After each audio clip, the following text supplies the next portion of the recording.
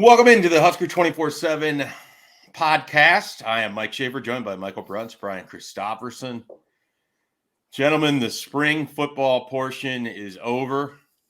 Do you feel comfortable releasing very detailed in-season predictions, game by game, possible leader of rushing at running back, leading receiver on the... Are you ready to make all these predictions? Because that's not what we're going to do today.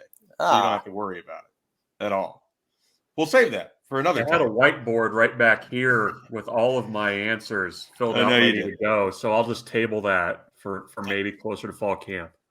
Really rude by me to send you guys a fake rundown of what we were going to do today. But, you know, I didn't think you read it anyways, and now I found out that you actually do. So some people do 2 deeps. I had a 4 deep ready to go.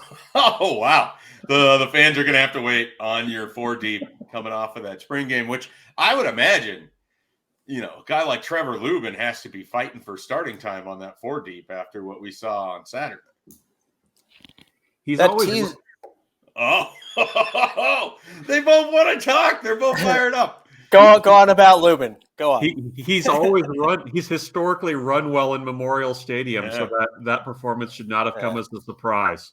No, that should have been part of my predicting who scores in the spring game. I should have included him just for that factoid alone. And I think we knew pretty well that there was going to be a lot of younger guys getting in, as Mark Whipple would say. So, all right, let's dive into the spring game, game in air quotes, if you will, and we'll just get thoughts right off the bat. BC, give me a takeaway or two you had from just being in the stadium on Saturday, watching Nebraska's two-hand touch in the first half, and then a little live period in the second. It was very difficult, of course, to form any sort of evaluation on the offense, and I really didn't. I would say that they obviously struggled to block a couple of the rush edge guys. Garrett Nelson was living in the backfield, and I thought Jamari Butler played well too. Like, if you're talking about young guys who at the beginning of spring coaches put his name out as like, okay, this is your time to kind of solidify yourself as part of this 2 deep and you're going to matter. Jamari Butler was one of those guys.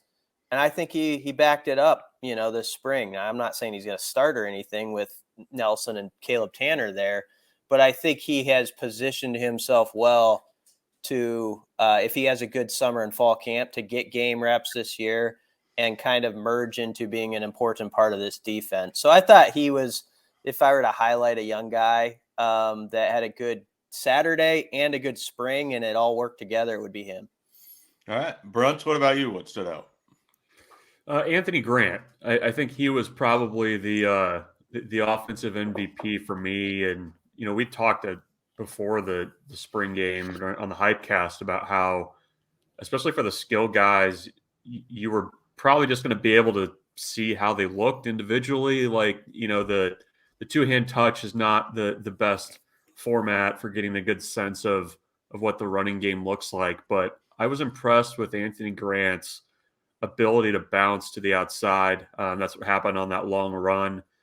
He's got some speed and a little bit of wiggle, and I would have been a little bit more intrigued to see him in a situation where he was breaking tackles. Certainly Jacquez Yant as well. I mean, you do a inside zone or something into the line for 2 yards before you get touched, and that's the play. Like, what are we doing here? But Anthony Grant, I think, emerged for me from the spring as, in that top 3 group. I would put him with Yant and Ramir Johnson for guys that are kind of ahead of the pack there at the running back spot. So he stood out the most. Brian's point about the rush ends too. I mean, I thought that whole group, throwing Blaze Gunnerson in there as well, Caleb Tanner, I thought those guys had a really good day. I don't know if that's a situation where it says something about the offensive tackles too, but those guys were getting around the corner and they were being disruptive, and that's a good sign. I mean, I will see if they're able to do that once the season gets going, but those guys all flashed at various points to me during the game. Yeah, I I talked with Bud Elliott yesterday of the Cover 3 podcast, and he's down there in Florida State country, and he asked about Anthony Grant, and is yet another person to reiterate that the coaching staff loved him down there. It just didn't work out, but they really felt like he was the kind of guy that could be a workhorse back for him. And so Anthony Grant, that run he had really kind of help people envision kind of what he can do. But you're right. I wish that we could have saw him in that live period too, because I would like to see kind of how he bounces off of guys. I do think he and Ramir Johnson have really strong kind of leg up on the rest of the field for this other reason. They both can catch passes out of the backfield. They both can do things as a receiver. And I think that's going to be a really valuable part of this offense. So Anthony Grant definitely caught my attention. I'm going to stay on the offensive side of the ball, even though I do feel like I'm going to say this about a million times before the start of the season. I think Garrett Nelson can be an all Big Ten player. I think there's a lot that backs up kind of his breakout starting in the 2020 season. You get to that Purdue game, they find different ways to use him. They bring him down as a defensive end, and he kind of took off from there. And if you just look at his tackle for loss numbers over, a 15-game stretch there, it's really good relative to Nebraska's last 10, 15 years. I mean, it's not Sioux level good, but it's really good. I mean, there's very few guys that are higher than he is, over a 12-game season, even last year with tackles for a loss over the last 10 years. So I think Garrett Nelson has quietly really made himself a very, very productive player, and I think he's going to have a breakout year. So I want to get that on record as early as I possibly can. And then I want to say this. I thought A.J. Rollins took advantage of opportunity as well as anybody could have. I mean, he had a really nice catch. He and Chubba Purdy combined for a really nice play that was almost missing from Nebraska's offense the last couple of years, like letting your athletic guys go up and make a play in the air. The pass, if you guys don't remember, it was down towards the goal line. Purdy floated the ball. It wasn't in tight coverage, but there was guys around him, and so you needed Rollins to go up. It was a 50-50, and he went up and he secured this ball, and it was like a 26-yard catch. I mean, those are the kind of throws that I don't think Adrian was ever all that comfortable making. And that kind of limits the athleticism and upside of some of your guys to be able to fight and use their size and use, in AJ Rollins' case, a background of being a rebounder, knowing how to high point a ball, knowing how to be in a crowd of people and winning with that ball. So I don't know what AJ Rollins' 2022 is going to look like, but he certainly put himself in position to take advantage of playing time opportunities if Nebraska is as limited as they were this spring at tight end. And so I thought, he had a really nice spring. And I thought Chubba Purdy, actually, for a guy who really only had a week of practice, he played pretty well too. I don't know if we want to dive full into the quarterbacks. I don't know that there's a lot that you can kind of take away from what we saw on Saturday. But I don't know that anyone looked poor, I suppose, as they went out there and played. I mean, I think your top four guys are your top four guys. You could argue somewhat as to who number two is, whether it's Logan Smothers or whether it's Chubba Purdy. Again, the way the offensive line played at times, you didn't get a full look at that. But I think Nebraska is in a pretty comfortable spot quarterback-wise. What do you guys think on that?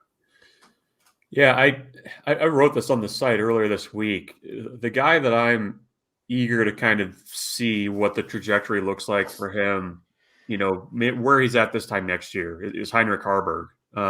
He didn't have the green non-contact jersey on during the scrimmage. I think Mark Whipple's reputation and past results as a quarterback developer are interesting as it pertains to a guy like Haarberg, who is big, physical, he's athletic, he's got a big arm, and he was also a guy that, I think everybody acknowledged coming to Nebraska was going to need some polish to kind of unlock those skills more. So he impressed me on a few of the throws that he made. I'm curious to see where that continues to go. And I agree with you. I think it was tough to get a good read on, kind of what the quarterbacks looked like. Obviously, Casey Thompson's day was extremely short.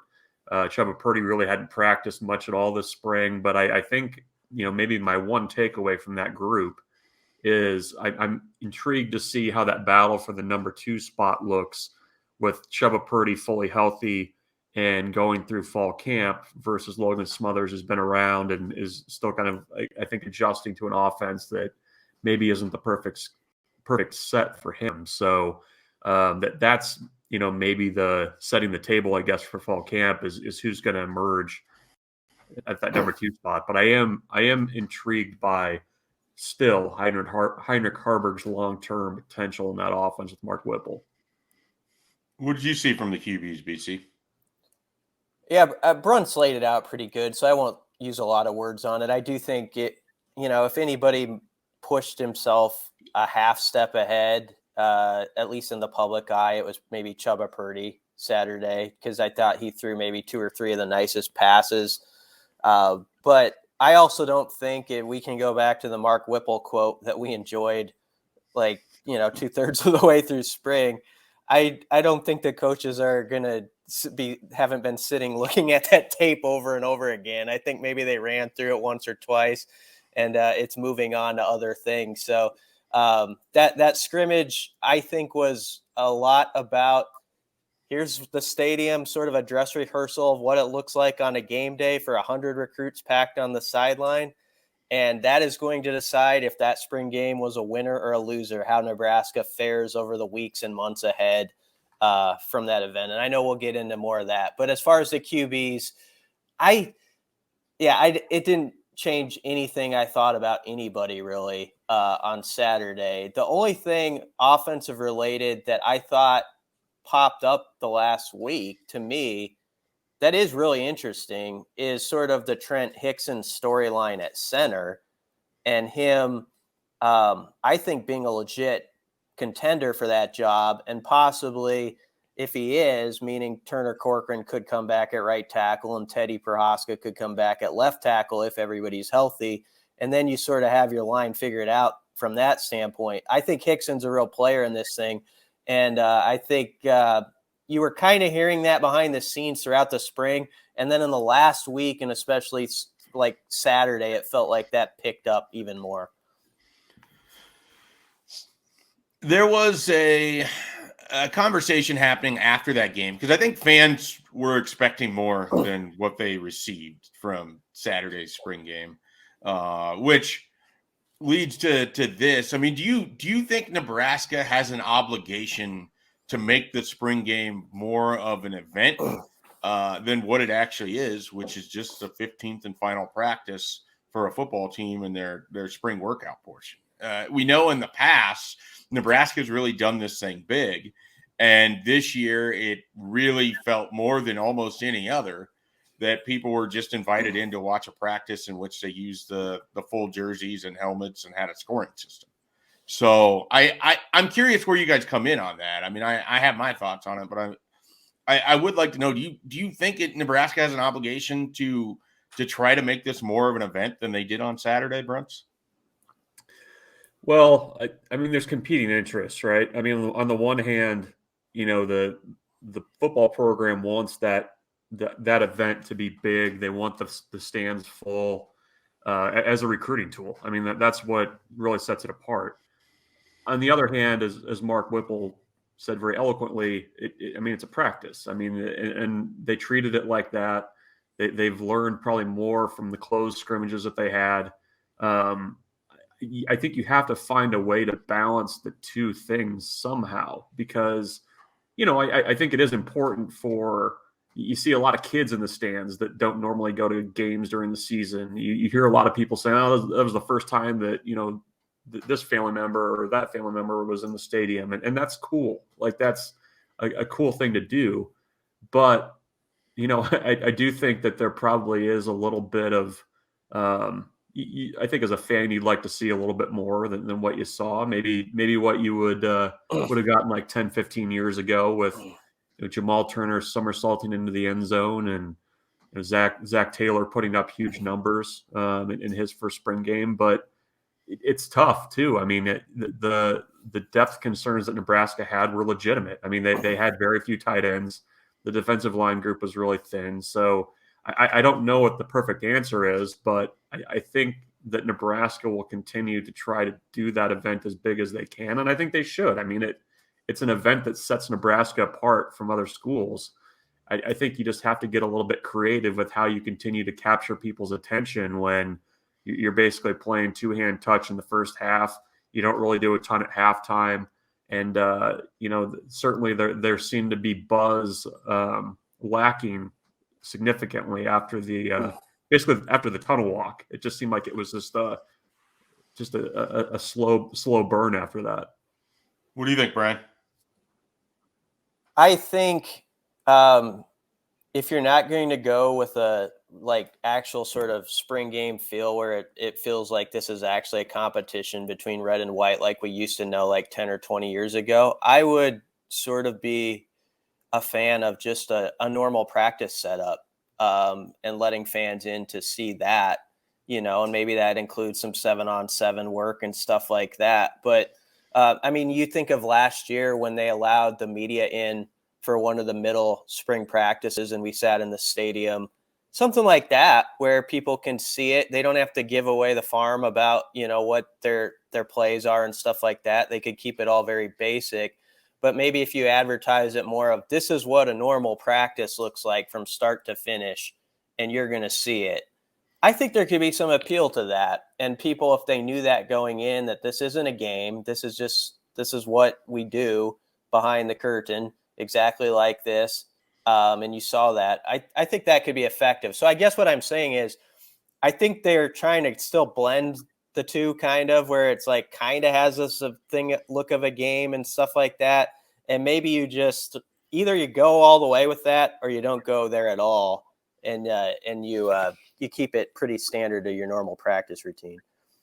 Yeah. I'm kind of the mindset sort of where Bruntz is at, where it's two competing interests because you want to make it entertaining and yet it's still very much a practice. And I also think with the transfer portal and where depth is going to sit most years, it's going to be really hard to justify going two really strong live periods or splitting a team up that way. And so I'm wondering if we're not sort of seeing a shift in what's going to happen with spring football. I really felt like if they would have done a 7-on-7 of Casey Thompson versus Logan Smothers and that kind of thing early on instead of the two-hand touch, I think that would have been more enjoyable for fans to kind of watch that. It would have been maybe a little bit more competitive too in terms of watching two different groups try to go back and forth instead of just the same offense and the same defense, obviously different players mixed in and out. But I do think there's different ways they can freshen that up.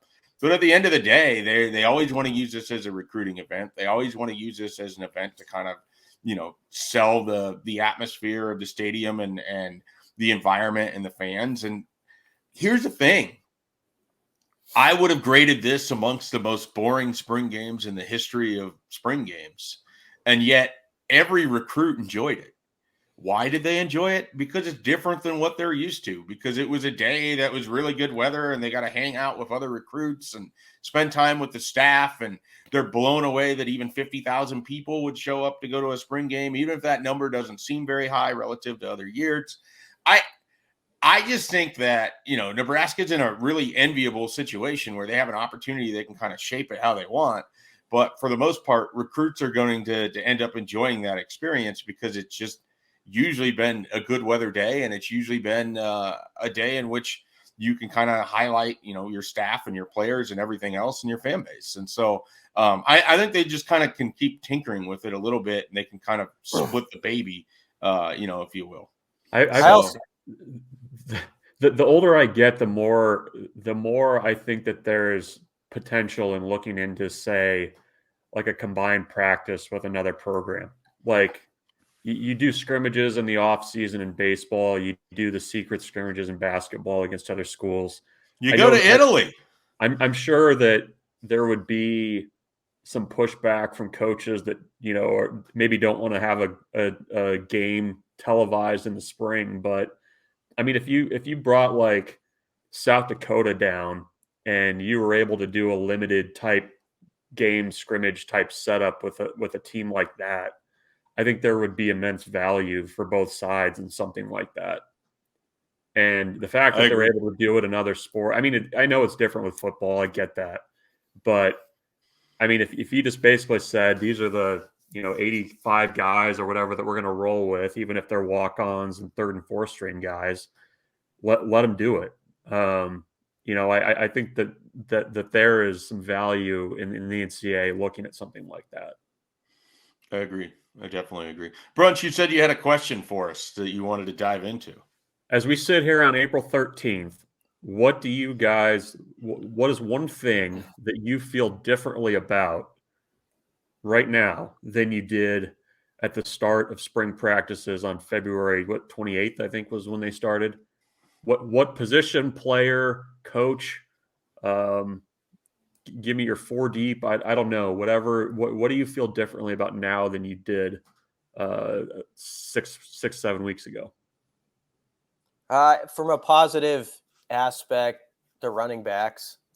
Yeah, I guess like at the start of spring, I would have said, I don't know exactly what they have, and maybe I'm jumping the gun, but I feel like Brian Applewhite is going to have a pretty good committee. I don't know for sure if they're going to have that guy who just completely separates from the pack or not.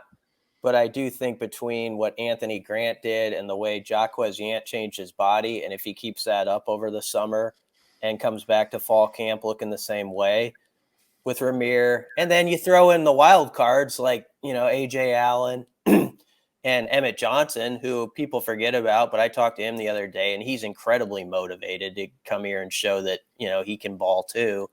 I think they'll have a nice package at that position, and it's going to – and I like what I've heard from Applewhite and just like how he goes about his business. It seems like to me that's been a hire that people haven't talked as much about on the offensive staff, and there were a lot of little kind of trinkets you'd pick up across the spring that made me feel pretty good about that selection as him running that position.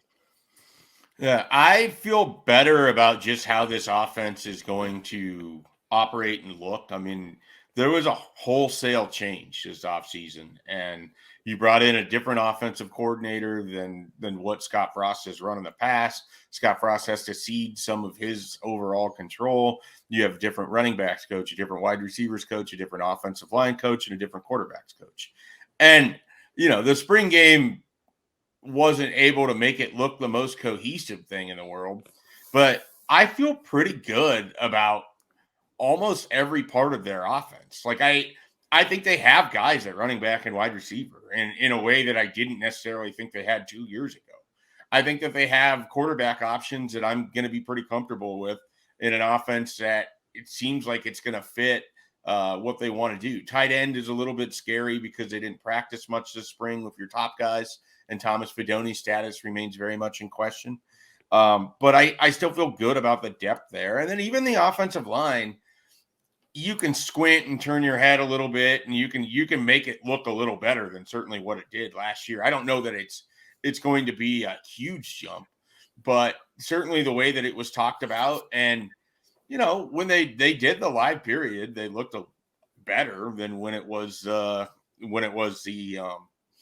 two-hand touch. Now, some of that is Nebraska's defensive line, and I'm sure we'll dive into that a little bit too. But I just feel better about the direction of that offense in general, considering what a giant question mark it was after everything got blown up in November and all those hires were made in December and January. Yeah, I think I feel better about the linebackers. I mean, I think the secondary was going to be able to reload, and I like the guys that they brought in. But the front seven is a huge question mark, and I think coming out of the spring game, I feel better about the outside linebackers.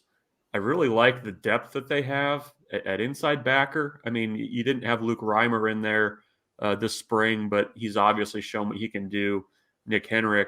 I really liked what I saw from Ernest Hausman. Like, I really think that he's going to be a guy that is going to be impactful on special teams. And I think that linebacker group should be better than they were a year ago, even though it's largely the same cast of characters. I think that's a group that's trending up.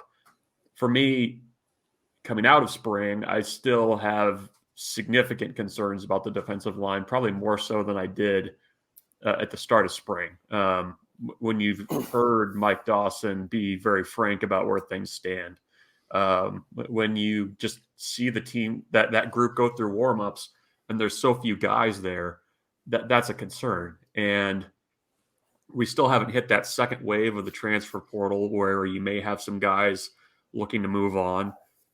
It feels like there's a heck of a lot of eggs in the O'Shawn Mathis basket right now, with that decision coming before the turn of the month. And Nebraska's going to have to go get other guys in the portal. And that's, as you know, an elbows out position where you're going to be recruiting against a lot of people for the top impactful guys. So I guess it's kind of like divergent things here with the front seven, where I feel pretty okay with the linebackers. That defensive line, they're going to need to do some work in the offseason. So what you're saying is you feel better about the back seven than you do the front four? Yes, yeah. If you want to look at it that way, that's more of a glass half full. If you kind of switch the glasses, I guess. Do you even feel better? Like, because some of it is Nebraska's going to play some of these guys as defensive ends. Like, maybe you feel better about 9 than you do 2. Yeah, that could be. I mean, it's that. I'm really trying to make you feel positive now. It's true though. I mean, I think that you might have to have Garrett Nelson out there on the edge. Yep. Just to kind of bulk Caleb up Tanner too. Or Blaze Gunnarsson or whoever. Yep. Like that you're going to have to get creative with some of your fronts, I think, to mask the fact that you just don't have the numbers there. I do think that, we've talked about Eric Shenander and this defense and kind of what he's done since he's been here. I think that he is as versatile of a coordinator as I've seen Nebraska have for a defensive coordinator. Like, he's willing to try different stuff. He's willing to run different packages. They're comfortable staying in base for an entire game if they feel like that's the way they need to go, or they can put together a sub pack. I do think that for the concern I have with the defensive line, Eric Shenander has earned my trust in the fact that he's done a pretty good job filling out Nebraska's defense, minimizing the weaknesses. Like they have been there. Like they're not, a top 20 defensive unit, but he does a really nice job of getting the most out of his guys and not putting them in situations where it's going to be an obvious failure. And I do think he deserves a lot of credit for that. Where this defense could really even things out too is last year's defense was good. And, that performance, like in the second half against Michigan State, was stellar. But the one thing that they lacked was I didn't think they were an opportunistic defense. And if you look at the takeaways, didn't rate very high on those. If you look at the sack total, which Garrett Nelson, and if you hear Blaze Gunnarsson talk about, they really have been driving that nail in there. It's like, we need one more sack a game. They only averaged 1.67, I think, last year. And if they upped it a sack a game, that would put them like in the top 40 even. That's how low they were. They were like 100th basically in sacks per game. So I think if this defense found a pass rushing presence from those edge guys and had the knack in the back end to just, when you get your hands on a football, it's yours and you take advantage. I mean, think of that Oklahoma game last year, like those first drives and that first possession, what were there like 3 or 4 times Nebraska had their hands on the football and they couldn't come away with it. I mean, you make that play, maybe you win that game. Who knows? I mean, it's that type of stuff where I could see this group giving up some more real estate, but if you can even it out with some specific statistics, which Garrett Nelson is speaking about, I think it could be a solid group. But Bruntz is exactly right. I mean, the defensive line, I was worried about it since December, and that hasn't changed at all. And it's not just about getting O'Shawn Mathis at this point. I think they might need 2 or 3 bodies, from the portal on the D line. And then you need Casey Rogers to be healthy. That's a big if still. I don't know what his status is really. They're optimistic they're going to get a lot of these guys back, but there's specific cases like Casey where I don't know for sure when that's going to happen. And they need him. Like if you told me right now, Casey Rogers and Ty Robinson are going to be there all year and they're going to play all 12, 13 games, I'd feel a lot better about what the defensive line can be. But that's a big if to count on not having any injuries or having those type of guys available for the whole year. And that's where I'm quite worried about that group and like who's behind them.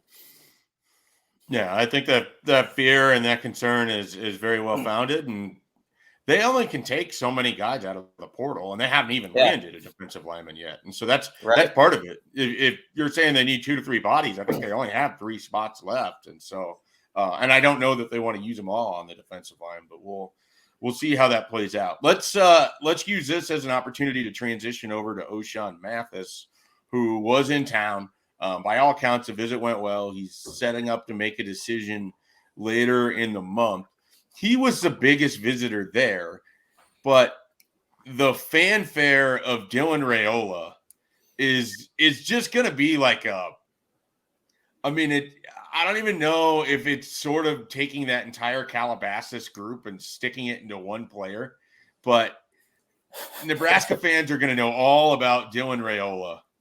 And he was out there signing babies and everything on Saturday. I mean, it's going to be fascinating because he's going to be a fixture here. They're going to be up here 4 or 5 times to watch games this fall. I mean, it's going to be really interesting how that weighs out with what we see for crystal balls elsewhere around the country, and seemingly every analyst at 24/7 Sports thinking he's going to end up somewhere else. I think the Dylan Raiola recruitment is just going to be really fascinating, and I'm really excited to kind of see where that whole thing goes. I think it blows people's minds sometimes what the connection to Nebraska football can mean, and I think you're going to see a lot of outside people who don't give Nebraska a chance on that one because they're like, "How the heck can that happen?" With what's been going on. Even with his uncle coaching there. I mean, he's got this offer and that offer. How do you not go after that shiny object? And yet, I think you've said this before, Schaefer, and I completely agree. I think if Nebraska can get like 7 or 8 wins this year. 7's the number. And Casey Thompson looks pretty good. I think Nebraska is going to be hard to beat. I do. I just think that family is so drawn to this program. It means so much to Dylan's dad. And I think to Dylan too, and obviously, having your uncle coach on staff, and if that offense is going in part because his O-line is rolling along, I don't count Nebraska out at all. But that's a true case of produce on the field and then reap the benefits recruiting wise. And it's true beyond Dylan Raiola too. I mean, they had 20 plus recruits on campus that had offers in the 2023 and 2024 classes, plus guys already out in 2025. You had a dozen or more 4-stars that were on campus, and they're doing that for the spring game. And you're really trying to build out your reputation. But if Nebraska could just win games, I mean, they do a nice job recruiting when they're able to get out and evaluate, when they're able to have recruits come to campus.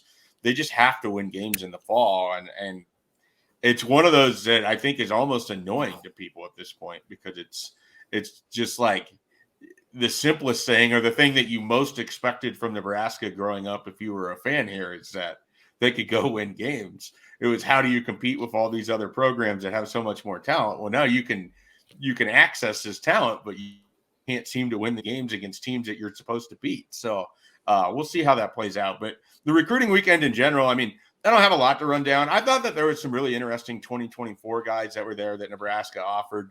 I've been hearing from some of the 2023s. Braden Marshall, again, another defensive back that Travis Fisher likes quite a bit. He's going to be back out here, I suspect, for an official visit. Joshua Horton, I've been messaging with a little bit this morning. Sounds like the visit went really well. He really likes Mike Dawson. That's a name to keep in mind. That's a defensive lineman from Georgia, I believe. Like I said, there's a handful of guys that I think it went really well for, and there's a bunch of guys where I think overall the visit was great. And so some of it is they have some Mickey Joseph is going to be known for wide receivers, but he can recruit every position. I mean, he's involved in getting Curly Reed, a top 247 defensive back, to come out, and Keon Freeman, a defensive lineman, and linebackers from Louisiana and guys of that nature. I mean, I just think that they just have, between him and Bill Bush, a couple guys that are capable of recruiting any position. That's going to make it a little bit easier if you have some guys that maybe aren't as strong recruiters. So we'll see how that all plays out. Brock Knutson, the other thing I wanted to get in, picked up an offer, 2023 offensive lineman from Scottsbluff. It's going to end in a Nebraska commitment. It's just a matter of when. He basically said that he has other visits that have been previously scheduled, that he's going to honor those, and then he'll make a decision, he thinks, either before his senior year or during his senior year. So I would imagine he'll be committed by the end of June. I'm going to go ahead and throw that one out there. So we'll see if I'm right or wrong on that. You guys can hold me to it. Bruntz, you got anything you want to throw in on recruiting? No, I mean, I think it was just the sheer volume of recruits on the sidelines. Between the guys that are, 23, 24, 25s, plus the large group of 2022s who are already signed. I mean, you had over 100 recruits, and I don't know that really registers with people how big of a weekend that is until you see everybody on the sidelines. I mean, it was packed, and you had a huge group from Georgia, a lot of guys from Louisiana. I think they've done a pretty good job of recruiting in the 500-mile radius. There's still a ton of work to do in Kansas City for this staff. That and St. Louis have been two of the bigger head scratchers for a long time. But you're starting to see more visits from Kansas City, and you're starting to see a little bit of the return on the work there. I'm eager to see what happens when Nebraska's coaches can get out on the road and maybe kind of try to continue the momentum next week, this past weekend. But we'll see where the commits fall. But when you start kind of going through the list and the pedigree of a lot of the guys who are here, I think that definitely does not line up with a team that's coming off of a 3-9 season. BC, you talked with William Watson III, or Pops Watson. Did you call him Pops or did you call him William? I called him William. It was via, to be clear, it was via a message exchange, which I appreciate this to show you how the sausage gets made sometimes. He called me back, actually, and we had a bad phone connection because he was at school, and he's like, I can answer him. And you know how that goes, Schaefer. You can sometimes send a list of questions or something, and you might not get anything back. I sent like 7 or 8 questions to William Watson, and this says something about him. He went through and answered every one of those questions in like a paragraph format, and it was good. And it's on our site. People can read it. He was very good, and it was very well thought out. And he told me afterwards that felt like a school assignment, and I was like, "I'm sorry, I'm sorry about that." But because of sort of that seems like a small thing to someone listening, but I was impressed by even that. Like, this guy who takes the time to answer all these questions, think them through, and peer recruiting is a very big deal to him. And he said my main thing is winning. So I want to be around guys who want to win and that I think are going to help us win. And so of course I'm going to go all out after that. And I just think, the connection he has with Mark Whipple through, of course, Whipple was looking at him when Whipple was at Pitt, and whatever people want, everybody always has some drive-by analysis of quarterbacks and how's his film look and the big takes. But I think you do have to give some respect and, hope to the idea that Mark Whipple, who's been doing this for a long time, hopefully knows what he's doing when he's looking for a quarterback. And obviously he really likes what he sees in William Watson and the potential there. I can see why he likes him just as far as a leader and just a guy who kind of checks all those boxes, as we say all the time about being a quarterback, because you can already tell that he's got those attributes.